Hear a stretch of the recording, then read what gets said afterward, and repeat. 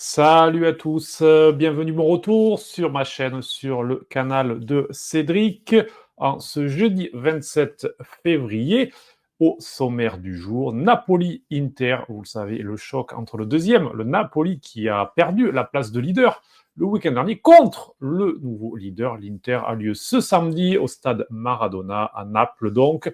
Choc que bien on attend avec grande impatience et j'avais envie du coup de faire une vidéo axée sur deux thèmes, deux en un. Et le premier concerne bien doublement en quelque sorte cette rencontre puisque c'est aussi le match de l'ex Piotr Zielinski, le milieu de terrain polonais champion avec le Napoli il y a 2 ans et qui après plusieurs saisons donc sous le maillot du Napoli a quitté en fin de contrat le club pour rejoindre l'Inter. Il a signé un contrat de 4 ans donc et eh bien j'avais envie de partir de ce point sur le fait que selon moi, Piotr Zielinski, ça y est prêt à être titulaire à l'Inter, mais pas titulaire de temps en temps, parce qu'il est déjà titulaire de temps en temps. On l'a vu sur les dernières semaines, parfois être à la place d'Hakan Çalhanoğlu en tant que legista, parfois rarement à la place d'Henrich Mkhitaryan en position de mezzala, encore plus rarement à la place de Nicolo Barella, mais c'est des trois milieux de terrain en fait, eh bien le seul avec Nicolo Barella justement qui joue dans les trois rôles en quelque sorte, qui peut être adapté un petit peu partout dans cette saison. Et c'est vrai qu'au début, on le sentait un peu en difficulté. Alors, avec le ballon, ça a toujours été. De toute façon, Zielinski, c'est difficile de ne pas aimer ce joueur avec le ballon. Il a clairement une qualité balle au pied.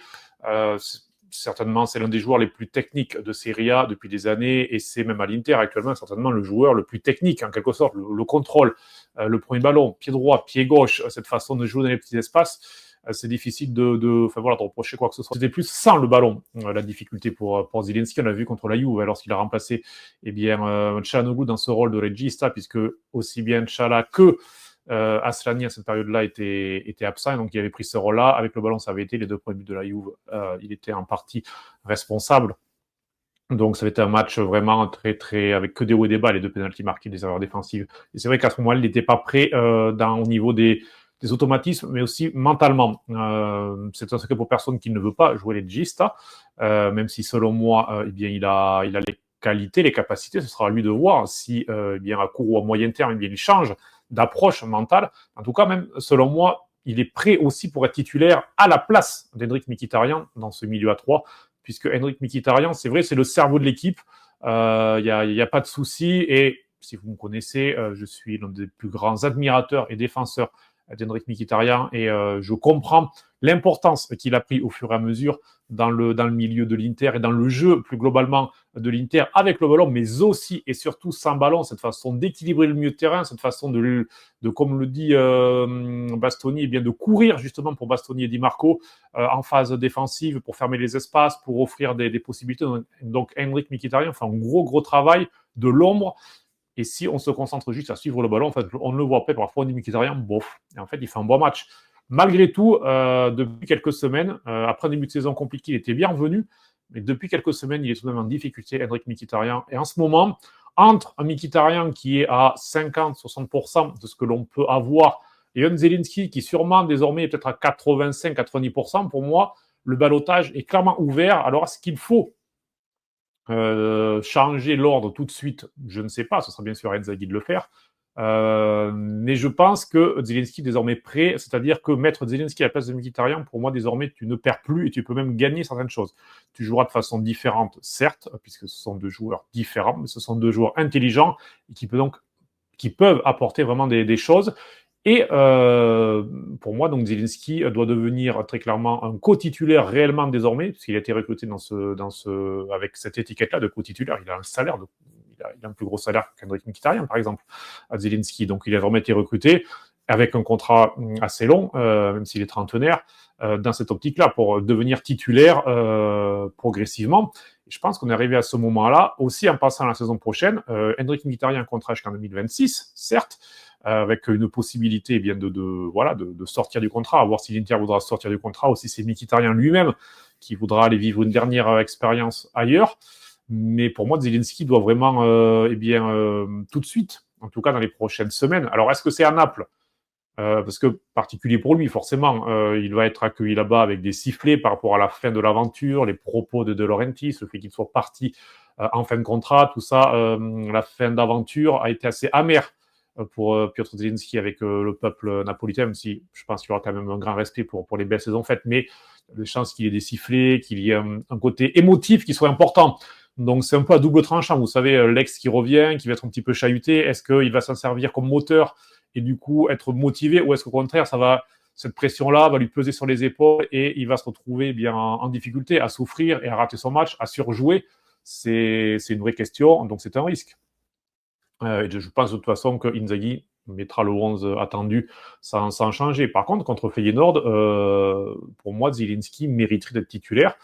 À la place d'Hendrik Mkhitaryan, il faut vraiment que la rotation s'intensifie. Et j'ai même envie de dire que Zielinski doit être plus souvent utilisé en ligista dans ce rôle-là. Et j'en profite pour ouvrir une petite parenthèse en vue de la saison prochaine.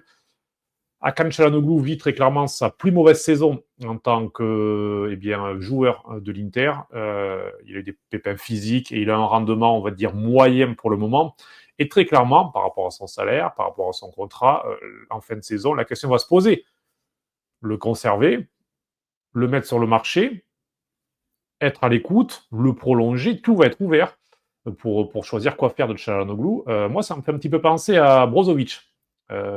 Un détail près de différence, c'est que Brozovic, pareil, sa dernière saison à l'Inter, les blessures, et Inzaghi s'est inventé Hakan Çalhanoğlu comme regista complètement différent de Brozovic, aussi bien avec que sans le ballon, mais ça a donné bien de nouvelles identités à l'équipe, au point mais qu'en fin de saison, les deux alternaient dans ce rôle-là, et c'est la blessure de Mkhitaryan 2-3 semaines avant la finale de Ligue des Champions, qui fait que les deux commencent la finale avec Brozovic en regista, Çalhanoğlu en mezzala avec Barella à Istanbul contre City, et Mkhitaryan qui joue 10 minutes, quelque chose comme ça, puisqu'il n'y a pas beaucoup plus d'autonomie.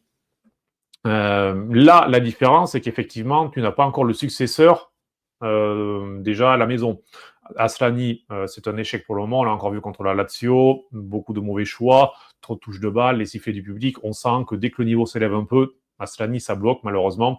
Il est fait pour les matchs comme Genoa, il n'est pas fait pour les matchs comme la Lazio, et on a vu Milan et les autres matchs où il est en difficulté. Donc, tu peux l'avoir à la maison si Zielinski aussi, dans cette fin de saison, accepte ce rôle-là et petit à petit rentre dans les automatismes. Et là, on pourrait se dire, du côté de l'Inter, on a Zielinski qui peut devenir soit le regista, soit le milieu de terrain peut passer de la pointe basse avec un regista à une pointe haute avec un trequartista. Et on peut faire Zielinski, Barella par exemple, comme cela, et puis une pointe haute. Je ne vais pas vous dire le nom de milieu de terrain offensif qui joue à Com, mais ce serait un peu le rêve d'avoir ce milieu de terrain comme ça. Bref. En tout cas, Zielinski, pour moi, est en train de répondre aux attentes avec un temps d'adaptation qui est dû au changement d'environnement, aussi personnel, hein, puisqu'il a changé de vie, sa famille a changé de vie, il a eu un petit moment d'adaptation. Et puis le jeu de Simone Inzaghi qui est très, très codifié, où chaque joueur doit rentrer dans des mécanismes de compensation des autres, puisque c'est un jeu très liquido, comme on dit en Italie, liquide, où ça bouge au niveau des joueurs. Et donc, Zielinski a eu besoin de temps pour s'adapter à cela, mais bon, ça semble plutôt désormais prêt. Donc voilà, je voulais parler de ça et dites-moi dans les commentaires ce que vous en pensez. Est-ce que pour vous, le moment est arrivé de mettre Zielinski titulaire à la place de Mkhitaryan, plutôt en préparant l'avenir et donc à la place de Çalhanoğlu, mais en tout cas commencer à préparer. Ça ne veut pas dire mettre Çalhanoğlu sur le banc maintenant, mais ça veut dire une demi-heure parfois en legista, ça veut dire à l'entraînement le faire travailler plus en legista, toutes ces choses-là, c'est-à-dire préparer vraiment l'avenir dans ce rôle-là. Deuxième point, les pistons, puisque dans l'ordre, Carlos Augusto s'est blessé. Il devrait revenir dans 10 jours, au mieux. Nicolas Zaleski, compatriote en sélection de Zielinski, s'est blessé. Il devrait revenir dans 8, 10, 12 jours. Et Darmian, vous l'avez vu contre la Lazio, s'est blessé, il devrait revenir dans 2-3 semaines. Il fait les examens aujourd'hui, mais les premières tendances, c'était de le revoir au mieux contre l'Atalanta ou alors après la trêve internationale. Et donc, il reste 2 pistons, les 2 titulaires, Dumfries et Di Marco, pour jouer donc ce samedi le Napoli, puis le mercredi Feyenoord, sans doute contre Monza. En tout cas, ça serait compliqué de revoir Carlos Augusto déjà titulaire pour ce match-là ou Zalewski. Et puis tu as le retour dès le mardi suivant contre le Feyenoord. Et puis donc le 16 mars, tu finis le bloc contre l'Atalanta. Donc là, tu as tout de même un bloc de matchs de 5 rencontres en l'espace de 2 semaines qui s'annonce très très important. Et tu as 2 pistons, sachant que c'est le rôle certainement d'un point de vue physique qui est le plus exigeant dans le football de Simone Inzaghi. Et si pour Dumfries, on va toucher du bois, hors blessure, je ne suis pas si inquiet que cela sur le fait qu'ils doivent se manger ces matchs-là, puisque c'est un joueur très physique, qui a une condition, qui répète les efforts. Et en plus, j'ai envie de dire, sur 20 minutes, sur 30 minutes, tu peux mettre un Pavard en piston, tu peux trouver une solution, on va dire, sans bouger les équilibres du reste de l'équipe. Effectivement, contre Monza, par exemple, eh bien, à l'heure de jeu, tu le sors, tu mets Pavard qui était sur le banc pour souffler, sachant que Bissek, voilà, et tu fais le duo Bissek-Pavard, en fait, entre Blacchetto et Quinto, et voilà, et ça peut le faire. Par contre, à gauche, tu n'as personne. Tu as Di Marco et le désert, puisque Acerbi, voilà, on va pas rigoler, même Acerbi, maintenant, Blacchetto, c'est compliqué. Donc, et Bastoni, c'est un peu la même chose. Bastoni, déjà, tu perds tout son apport qu'il a en tant que Blacchetto en faisant jouer plus haut, et puis c'est pas un joueur d'aller-retour. Voilà, il a beaucoup de qualité, Bastoni, mais il n'a pas celle-là. Donc ça veut dire qu'en fait, si tu le mets piston, tu tues le rôle de piston. Et donc on l'a vu d'ailleurs lors du match contre la Lazio, lorsque Bastoni a remplacé Di Marco, eh bien Inzaghi est passé dans une sorte de 4-4-2 et j'ouvre donc le second volet. Inzaghi n'a pas fermé la porte au changement de système en disant, ben voilà, on est dans une situation compliquée et le 4-4-2, ça peut être une solution. Alors c'est un 4-4-2 hybride, bien sûr. Et d'ailleurs, même dans le 3-5-2 actuel, lorsque l'Inter est en phase défensive, ça dépend des adversaires, mais très souvent, en fait, lorsque on regarde bien la façon de défendre, c'est une ligne de 4 déjà, avec l'un des 2 pistons qui est haut et l'autre qui vient descendre. Je prends l'exemple de Di Marco qui vient défendre. Tu as la ligne de 4, Di Marco, Bastoni, Acerbi, Pavard. Si c'est Dumfries qui va venir défendre parce que l'équipe adverse a plus de présence de ce côté-là, mais on décale Dumfries, Pavard, Acerbi et Bastoni. Donc la ligne de 4 existe déjà comme ça, avec le piston qui va être un peu plus haut au pressing, et puis parfois c'est une ligne de 5 qui se forme donc avec les 2 pistons qui viennent plus bas. Et voilà, comme en phase de construction, Çalhanoğlu qui vient entre les centraux, et on part en construction à 4, donc avec parfois un Pavard ou un Bastoni qui se projette. Donc tout ça, ça existe déjà au sein de l'Inter. Donc passer en 4-4-2 en soi, ça ne changerait pas grand-chose. En revanche, ça pourrait changer les dynamiques dans la construction du jeu, puisqu'un 4-4-2 ou un 4-3-1-2 avec un milieu de terrain qui aurait Çalhanoğlu, Barella à droite, un Mkhitaryan à gauche et puis un Zielinski numéro 10, ou alors un Barella ou Fratesi à droite, Çalhanoğlu, Mkhitaryan ou Barella suivant qui est là, et puis à gauche un Zielinski par exemple, forcément tu as des joueurs qui ne sont pas rapides sur les côtés de ce genre de 4-4-2, et donc ça te limiterait forcément ce qui est l'un de tes points forts de ton jeu actuellement, qui est parfois d'aller écarter sur les côtés, aller chercher le piston. Mais vu la situation actuelle et l'absence de solutions alternatives, c'est une vraie possibilité, et peut-être pas en tant que titulaire, en tout cas au début du match, je veux dire, mais en cours de match, c'est pareil, peut-être qu'à l'heure de jeu, si tu dois faire sortir Di Marco, et bien dans ce cas-là, tu fais rentrer ou un Zielinski ou un Mkhitaryan ou un Fratesi, et tu fais deux lignes de 4 avec un Bastoni qui serait un peu plus latéral. Et voilà, je pense que ce sont des solutions qui doivent s'étudier.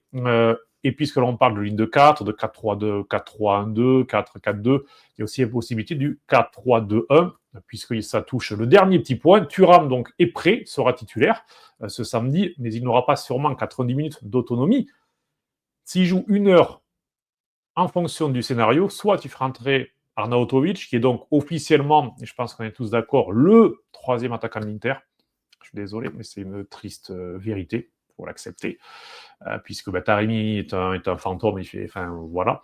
Et Correa, il s'est mal au genou, il revient 2 jours après, provoque un penalty, il rate un tir, il est pas fiable du tout. Et Arnautovic est même plus fiable que Correa, ça c'est dire l'état dans lequel on se trouve. Donc soit tu fais jouer une demi-heure à Arnautovic, qui en tout cas a mis 2 buts sur les dernières semaines, Fiorentina et Lazio, donc qui est au moins plutôt en confiance, il retrouve un petit peu de confiance. Soit tu laisses seul Lautaro devant et tu mets justement soit un Fratesi ou un Zielinski. Vous voyez, Zielinski, je le mets partout. Je le mets Legista, Mezzala, milieu gauche, numéro 10, mais c'est cette possibilité-là de 4-3-2-1 avec Fratesi, Zelinski et donc en pointe Lautaro. Il y a cette possibilité-là aussi comme schéma tactique. Bref, voilà, c'était pour évoquer tout cela. Dites-moi un petit peu ce que vous en pensez de toutes ces possibilités-là. Dernier petit point, j'allais l'oublier, puisque je pense que le staff l'oublie aussi plus ou moins comme possibilité. Vous allez me dire, et les jeunes, Aïdou à droite, Koki à gauche. Koki qui était en sélection hein, d'ailleurs et qui a été rappelé le matin du match. Et d'ailleurs, Koki vient tout juste d'avoir 18 ans, là, début février, le 1er février de mémoire. Donc c'est un classe 2007, comme on dit en Italie. D'ailleurs, il joue latéral gauche, comme Eidou le joue latéral droit. C'est l'une des questions.